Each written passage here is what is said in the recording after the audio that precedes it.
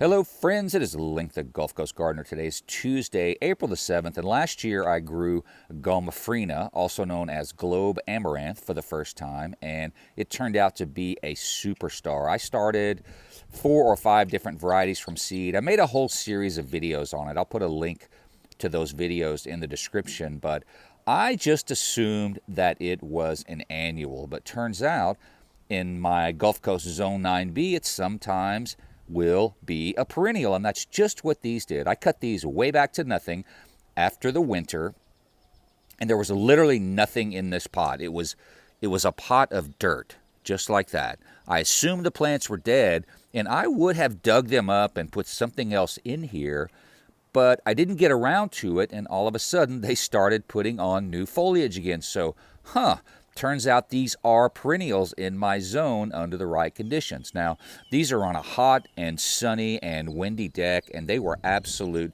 superstars. It took me a few years to find plants that would survive in these conditions, but Gomphrena handled them easily. So these will flower all year right up until frost.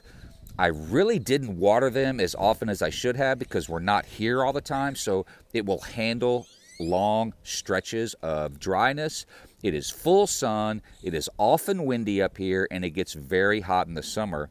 But look how nice these plants are already here in early April. I even see some small flowers on there.